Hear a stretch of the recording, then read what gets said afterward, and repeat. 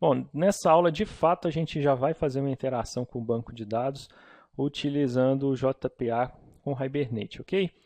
Bom, para isso eu vou criar um projeto simples de teste, nós vamos utilizar mesmo com o método main, por isso que a gente configurou as bibliotecas do Hibernate e do driver do MySQL aqui no Eclipse daquela forma, ok? Agora nós vamos criar um projeto para trabalhar com aquela tabela de cliente que a gente tinha utilizado, né, que a gente tinha usado para instalar o MySQL, para eu te mostrar alguns detalhes aqui do MySQL. Tem até dois dados lá no banco, ó, o José da Silva e Maria Rita. E nós vamos usar isso aqui por enquanto. Mais para frente, quando a gente no próximo módulo, eu vou te mostrar um sistema mais completo, mais próximo da realidade. A gente não vai ficar fazendo teste só em método main, não, o método main não, com classe simples não. Nós vamos criar num sistema completo, web usando JSF, né, para a gente ver os detalhes que você precisa saber para trabalhar no dia a dia real com o JPA, ok? Bom, esses exemplos aqui, a gente vai começar a ver agora, são simples só para você que nunca configurou nada no JPA, você poder ver como é que isso é configurado, a gente começar a falar um pouquinho a mesma língua. Se você já viu essa parte, pode ser que seja meio óbvio para você, meio simples, mas aguenta a mão aí, rapidinho já vai ficar mais avançado, ok? Bom, primeira coisa que eu vou fazer no Eclipse aqui, eu vou trocar a perspectiva, tá na Java EE, se não estiver aparecendo ali, você clica aqui ó, nesse botão e troca aí a perspectiva para a perspectiva Java, certo? Aí pode fechar aquelas outras partes que aparecem aqui, tasks, outline, você pode fechar aquilo lá, ok? Bom, e aí para a gente gravar, então, esse primeiro objeto no banco de dados, eu vou criar um projetinho Java mesmo. Então vai ser aqui, ó, File, New, Java Project. E eu vou chamar esse projeto de CRUD JPA Hibernate. Um nome qualquer aqui. A gente vai fazer exatamente o CRUD, né? Primeiro a gente vai criar, né, agora nessa aula é o C do Create. Depois a gente vai ter também uma aula para o Retrieve, que é buscar, né, recuperar, fazer o select, o U de update, a gente atualizar alguma instância, e o D de delete, apagar alguma coisa do banco de dados, ok? Só reforçando, eu estou usando o Java 7, ok? Então é só dar um next aqui. Bem, depois que ele passar aqui, a gente vai clicar aqui em Libraries para a gente adicionar aquelas bibliotecas que a gente já criou. Quais bibliotecas? A gente não criou lá User Library, clica em Next, o Hibernate. Por quê? Isso aqui já vai em todas as bibliotecas que a gente adicionou lá para trás, naquela outra videoaula. Dá um finish. Importamos o Hibernate. Agora a gente precisa de importar o driver do MySQL. Add Library é um driver de conectividade, de conexão. Então a gente procura ele aqui, ó, o MySQL JDBC Driver. Dá um finish aqui, ok? E agora é só dar um outro finish. Olha lá. Agora a gente tem aqui ó, todas aquelas bibliotecas que a gente colocou para o Hibernate e a biblioteca para o MySQL. Legal, né? Além das bibliotecas aqui aparecem do Java 7, que é o que eu estou usando. Ok? Bom, então vamos lá. Para a gente fazer esse primeiro exemplo, eu vou criar uma classe aqui. E eu vou colocar essa classe no pacote com.algoworks.curso, tá bom. E eu vou chamar essa classe aqui vou chamar ela de, vou colocar aqui no pacote main, são classes só que tem um método main, e aqui eu vou chamar essa classe de salvando primeiro objeto. Vou marcar aqui para ele gerar o método main para mim, ok? E vamos lá, a gente já tem agora uma classe com o método main. Bom, a partir desse momento aqui que a gente vai acessar vai inicializar a entidade, a forma para a gente gravar esse objeto no banco de dados. Bom, para a gente começar, a primeira coisa que a gente precisa de fazer é configurar o Entity Manager. Exato, a gente precisa de configurar o Entity Manager, que é o cara que vai gerenciar para a gente as entidades. Né? Entity Manager. Aqui, ó, deixa eu escrever aqui. Ó. Entity Manager. Entity.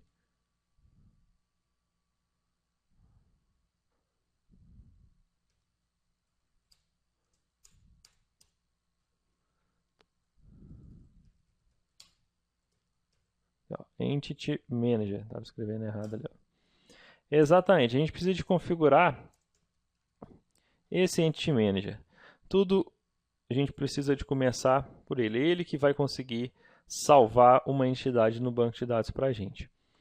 Bom, Normandes, como é que eu crio esse cara aqui então? É só dar um New Entity Manager e pronto? Não é tão simples assim não. Mas também não é complicado não. O que nós vamos fazer? Precisamos de criar aqui dentro da pasta Source uma outra pastinha. Vou chamar essa pasta chamada de meta-inf. Ok? Antes aqui, deixa eu aumentar um pouquinho o tamanho da fonte. Se não estiver legal para você ver aí. Colors e fonte Java. Deixa eu... Não lembro se é aqui. Vou dar uma pausa aqui para aumentar a fonte e já volto com essa fonte maior para você não ficar vendo fazendo isso aí.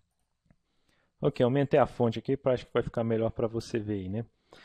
Bom, criamos então a pasta meta-inf e aqui dentro eu vou criar um arquivo.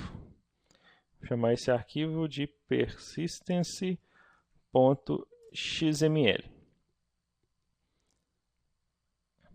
Ok? Bom, qual é o conteúdo desse arquivo persistence.xml? O que serve esse arquivo? Bom, primeiro eu vou colar aqui, vou aumentar aqui, eu vou colar esse cabeçalho e fechar o arquivo persistence aqui, ok? Você não precisa decorar isso aqui de jeito nenhum. Isso daqui você vai pegar no primeiro projeto seu. Esse código aqui eu vou colocar lá no GitHub. No final dessa aula aqui eu já te ensino como é que você importa esse projeto aí dentro do seu Eclipse. Okay? Como é que você baixa isso lá no GitHub, como é que você importa ele lá. E aí você vai, toda vez que você precisar de criar um novo projeto, só Ctrl+C e Ctrl+V. Ok? Bom, uma outra coisa que a gente precisa de fazer aqui nesse arquivo é declarar um persistence unit. Como é que a gente faz isso? A gente vai colocar aqui, ó, persistence unit. Não precisa de decorar todos os detalhes, não. Eu estou usando uma colinha aqui, ok? Então, nós vamos colocar aqui exemplo, PU de exemplo persistence unit. O tipo da transação, transaction type. Nós vamos ver os detalhes disso aqui tudo mais para frente, inclusive mais detalhes desse arquivo. Resource local, ou seja, eu vou controlar a transação. E aqui é o nome dessa unidade de persistência. Bom, o que é uma unidade de persistência? Basicamente, como eu disse, vamos ver mais detalhes. Mas basicamente é aqui que a gente vai configurar uma conexão com o banco. Pensa nisso, um persistence unit é uma conexão com um banco de dados. E aqui a gente coloca várias propriedades para fazer essa conexão com o banco e configurações, diversas configurações. Aqui, ó, a primeira delas, deixa eu já colocar, eu estou copiando aqui, deixa eu copiar e colar aqui para você, ó. As propriedades de conexão com o banco de dados. A URL de conexão. Para o MySQL é jdbc, /mysql, localhost, 3306, o nome da instância. A gente colocou lá cadastro _ cliente, o nome do esquema aqui do banco de dados. Então, cadastro _ aqui, cliente. O Oracle é uma outra URL, o Postgres é outra URL, é diferente. Você tem que consultar a documentação de cada um desses bancos ou na internet lá, digita lá na internet, URL JDBC Oracle, você já vai ver lá como é que é feita essa URL. Usuário e senha e o driver para a gente conseguir conectar nesse banco de dados. A gente não fez o download do driver lá do MySQL, faz o download do driver, coloca aqui, porque aí o fornecedor, né, no caso o MySQL, sabe como é que transformam os comandos, né, do Java para mandar lá para dentro do banco de dados. Ok? Uma outra coisa que a gente vai colocar aqui também deixa eu colocar aqui que a gente precisa, algumas propriedades do Hibernate. Primeira propriedade aqui que a gente está colocando é essa hibernate.hbm2ddl.auto-create. O que significa isso daqui? Na hora que a gente estiver inicializando o Hibernate, ele vai criar as tabelas no banco de dados, se a gente deixar create. Se a gente deixar create drop, toda vez que ele parar, ele vai apagar. Então, ele vai inicializar, na hora que ele estiver parando, ele apaga as tabelas. O update, ele vai verificar se tem alguma diferença e aplicar aquela diferença. Então, eu vou deixar aqui até update, para a gente pegar esse update aqui, é a forma que ele vai fazer o seguinte. Estou subindo, tem alguma diferença? Tem, então vamos aplicar essa diferença no banco de dados. Se não tem, ele deixa do jeito que está. Okay?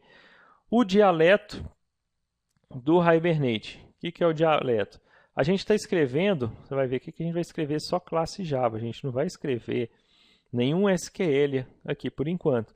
É um SQL padrão do MySQL. Por exemplo, se a gente quiser concatenar duas strings no MySQL, utiliza concat. No Oracle, são dois pipes. Então, esse dialeto é o cara que consegue fazer essa conversão. Quando ele estiver fazendo esse tipo de operação, no MySQL funciona dessa forma. No Oracle funciona de outra forma. Então, o dialeto consegue fazer essa tradução aí para a gente. Ok?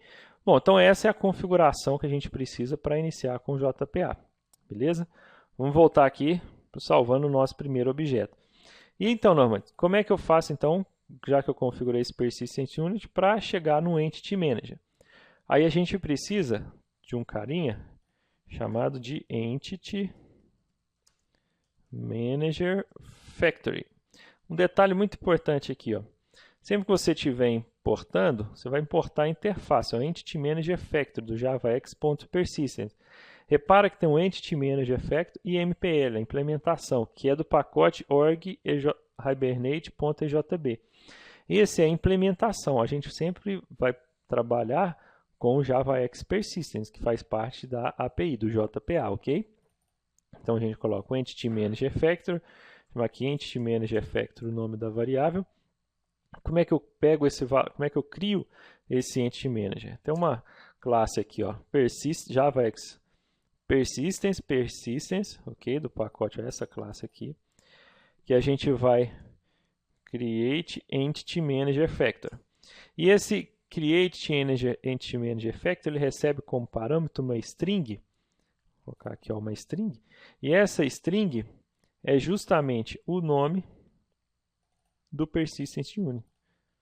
Então, eu coloquei lá, chamei de exemplo PU, coloco o nome dessa string. Então, esse Persistent XML tem que estar dentro do class path da sua aplicação. Por isso que eu coloquei dentro de metainf e joguei aqui esse arquivinho, para ficar dentro do class path da nossa aplicação. Ok? Agora que eu tenho o Entity Manager Factor, eu consigo, Entity Manager Factor, criar um Entity Manager. Legal, né? Então, olha lá. O Entity Manager, criei o Entity, através do Entity Manager Factor, que é uma fábrica de Entity Manager, eu consigo criar o Entity Manager. Bom, uma coisa importante aqui, toda vez que você utilizar o Entity Manager, a gente precisa de fechar ele, ok? Mas eu não vou fechar não, eu vou deixar esse fechado Entity Manager para a gente falar em uma outra oportunidade. Lembre-se que, vou deixar comentado aqui, ó, Entity Manager .close, para você ficar com essa pulga atrás da orelha aí, falar assim, mas por que ele... Opa.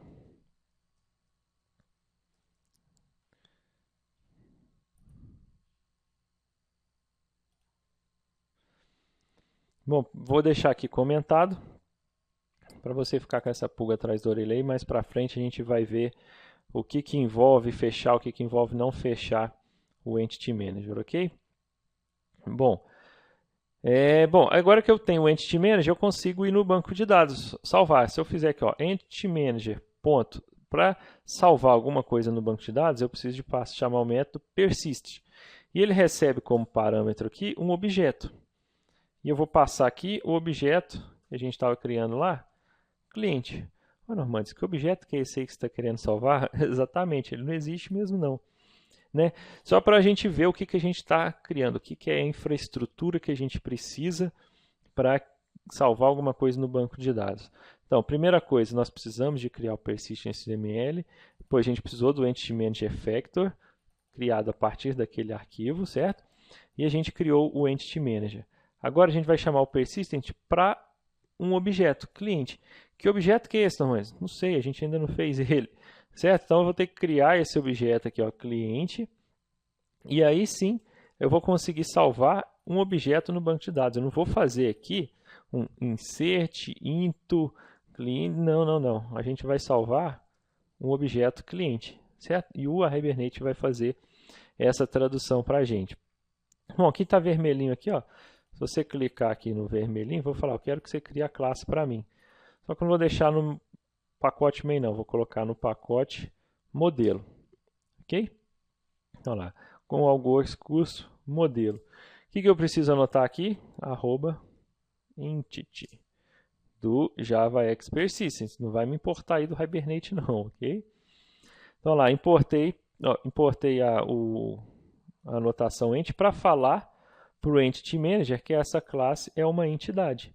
Ou seja, eu estou falando, esse cara aqui é um carinha que vai ter teoricamente, uma tabela para ele no banco de dados. Ok? E aí a gente vai mapear aqui, lembra da aula que eu mostrei para você da diferença entre a tabela e uma tabela no banco de dados e no Java, qual que é o mapeamento? Então, cada coluna vai virar o quê? Um atributo. Então, nós temos código, nome, idade, sexo e profissão. Então, nós vamos mapear aqui, ó, private, vou colocar como long, código, vou voltar lá, nome, string nome, voltar aqui, idade, integer, idade, sexo e profissão.